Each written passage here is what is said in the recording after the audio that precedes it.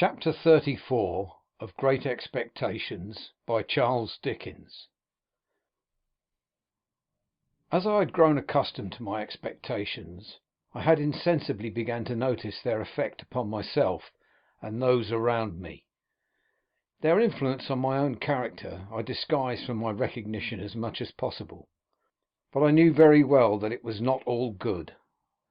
I lived in a state of chronic uneasiness respecting my behaviour to Joe. My conscience was not by any means comfortable about Biddy. When I woke up in the night, like Camilla, I used to think, with a weariness on my spirits, that I should have been happier and better if I had never seen Miss Havisham's face, and had risen to manhood, content to be partners with Joe in the honest old forge.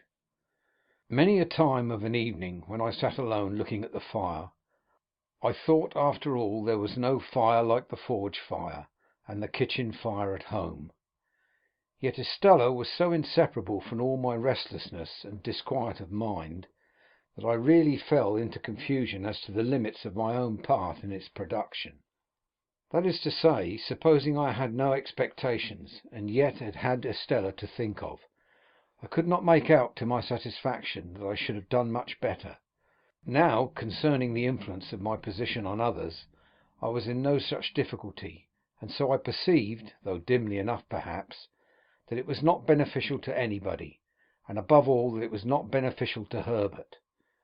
My lavish habits led his easy nature into expenses that he could not afford, corrupted the simplicity of his life, and disturbed his peace with anxieties and regrets. I was not at all remorseful for having unwittingly set these other branches of the Pocket family to their poor arts they practised, because such littlenesses were their natural bent, and would have been evoked by anybody else if I had left them slumbering. But Herbert's was a very different case, and it often caused me a twinge to think that I had done him evil service in crowding his sparsely furnished chambers with incongruous upholstery work, and placing the canary-breasted Avenger at his disposal. So now, as an infallible way of making little ease great ease, I began to contract a quantity of debt. I could hardly begin, but Herbert must begin too, so he soon followed. At Startop's suggestion we put ourselves down for election into a club called the Finches of the Grove, the object of which institution I have never divined. If it were not that the members should dine expensively once a fortnight, to quarrel amongst themselves as much as possible after dinner, and to cause 6 waiters to get drunk on the stairs. I know that these gratifying social ends were so invariably accomplished that Herbert and I understood nothing else to be referred to in the first standing toast of the society, which ran, "Gentlemen, may the present promotion of good feeling ever reign predominant among the Finches of the Grove." The Finches spent their money foolishly. The hotel we dined at was in Covent Garden, and the first Finch I saw when I had the honour of joining the Grove was Bentley Drummle, at that time floundering about town in a cab of his own, and doing a great deal of damage to the posts at the street corners. Occasionally he shot himself out of his equipage head foremost over the apron, and I saw him on one occasion deliver himself at the door of the Grove in this unintentional way, like Coles. But here I anticipate a little, for I was not a Finch, and could not be, according to the sacred laws of the society, until I came of age. In my confidence in my own resources, I would willingly have taken Herbert's expenses on myself, but Herbert was proud, and I could make no such proposal to him, so he got into difficulties in every direction, and continued to look about him. When we gradually fell into keeping late hours and late company, I noticed that he looked about him with a desponding eye at breakfast time, that he began to look about him more hopefully about midday, that he drooped when he came to dinner, that he seemed to descry capital in the distance rather clearly after dinner, that he all but realized capital towards midnight, and that at about 2 o'clock in the morning he became so deeply despondent again as to talk of buying a rifle and going to America, with a general purpose of compelling buffaloes to make his fortune. I was usually at Hammersmith about half the week, and when I was at Hammersmith I haunted Richmond, whereof separately by and by. Herbert would often come to Hammersmith when I was there, and I think at those seasons his father would occasionally have some passing perception that the opening he was looking for had not appeared yet. But in the general tumbling up of the family, his tumbling out in life somewhere was a thing to transact itself somehow. In the meantime Mr. Pocket grew greyer, and tried oftener to lift himself out of his perplexities by the hair, while Mrs. Pocket tripped up the family with her footstool, read her book of dignities, lost her pocket handkerchief, told us about her grandpapa, and taught the young idea how to shoot by shooting it into bed whenever it attracted her notice. As I am now generalizing a period of my life with the object of clearing my way before me, I can scarcely do so better than by at once completing the description of our usual manners and customs at Barnard's Inn. We spent as much money as we could, and got as little for it as people could make up their minds to give us. We were always more or less miserable, and most of our acquaintance were in the same condition. There was a gay fiction among us that we were constantly enjoying ourselves, and a skeleton truth that we never did. To the best of my belief, our case was in the last aspect a rather common one. Every morning, with an air ever new, Herbert went into the city to look about him. I often paid him a visit in the dark back room, in which he consorted with an ink jar, a hat peg, a coal box, a string box, an almanac, a desk and stool, and a ruler, and I do not remember that I ever saw him do anything else but look about him.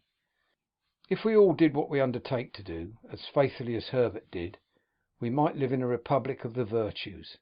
He had nothing else to do, poor fellow, except at a certain hour of every afternoon go to Lloyd's, in observance of a ceremony of seeing his principal, I think. He never did anything else in connection with Lloyd's that I could find out, except come back again. When he felt his case unusually serious, and that he positively must find an opening, he would go on 'Change at a busy time, and walk in and out in a kind of gloomy country dance figure among the assembled magnates. "For," says Herbert to me, coming home to dinner on one of those special occasions, "I find the truth to be, Handel, that an opening won't come to one, but one must go to it. So I have been." If we had been less attached to one another, I think we must have hated one another regularly every morning. I detested the chambers beyond expression at that period of repentance, and could not endure the sight of the Avenger's livery, which had a more expensive and less remunerative appearance than at any other time in the 24 hours. As we got more and more into debt, breakfast became a hollower and hollower form, and being on one occasion at breakfast time threatened by letter with legal proceedings, not unwholly connected, as my local paper might put it, with jewellery, I went so far as to seize the Avenger by his blue collar and shake him off his feet, so that he was actually in the air like a booted Cupid, for presuming to suppose that we wanted a roll. At certain times, meaning at uncertain times, for they depended on our humour, I would say to Herbert, as if it were a remarkable discovery, "My dear Herbert, we're getting on badly." "My dear Handel," Herbert would say to me in all sincerity, "if you will believe me, those very words were on my lips by a strange coincidence." "Then, Herbert," I would respond, "let us look at our affairs. We have always derived profound satisfaction from making an appointment for this purpose. I always thought this was business. This was the way to confront the thing. This was the way to take the foe by the throat, and I knew that Herbert thought so too." We ordered something rather special for dinner, with a bottle of something similarly out of the common way, in order that our minds might be fortified for the occasion, and we might come well up to the mark. Dinner over, we produced a bundle of pens, a copious supply of ink, and a goodly show of writing and blotting paper, for there was something very comfortable in having plenty of stationery.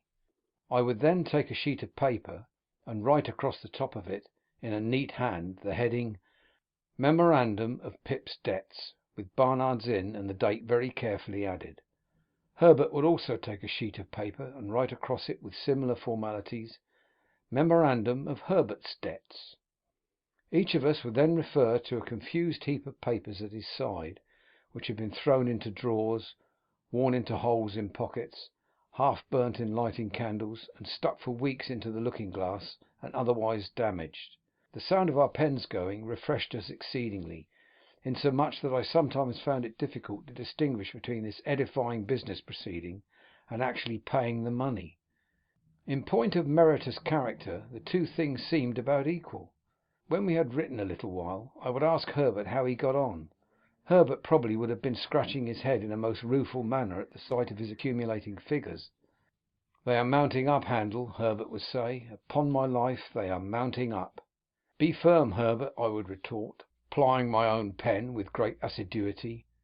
"Look the thing in the face. Look into your affairs. Stare them out of countenance." "So I would, Handel, only they are staring me out of countenance." However, my determined manner would have its effect, and Herbert would fall to work again. After a time he would give up once more, on the plea that he had not got Cobb's bill, or Lobb's, or Nobb's, as the case may be. Then Herbert, estimate it in round numbers, and put it down. "What a fellow of resource you are," my friend would reply with admiration. "Really your business powers are very remarkable." I thought so too. I established with myself on these occasions the reputation of a first-rate man of business, prompt, decisive, energetic, clear, cool-headed. When I had got all my responsibilities down upon my list, I compared each with the bill and ticked it off. My self-approval when I ticked an entry was quite a luxurious sensation. When I had no more ticks to make, I folded all my bills up uniformly, docketed each on the back, and tied the whole into a symmetrical bundle.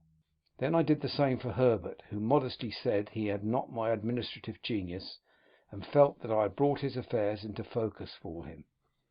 My business habits had one other bright feature, which I called "leave a margin."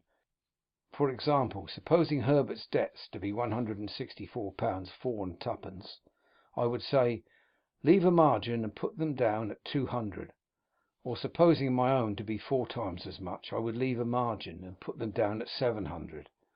I had the highest opinion of the wisdom of this same margin, but I am bound to acknowledge that on looking back I deem it to have been an expensive device, for we always ran into new debt immediately to the full extent of the margin, and sometimes, in the sense of freedom and solvency it imparted, got pretty far on into another margin. But there was a calm, a rest, a virtuous hush, consequent on these examinations of our affairs, that gave me, for the time, an admirable opinion of myself. Soothed by my exertions, my method, and Herbert's compliments, I would sit with his symmetrical bundle and my own on the table before me among the stationery, and feel like a bank of some sorts, rather than a private individual. We shut our outer door on these solemn occasions, in order that we might not be interrupted.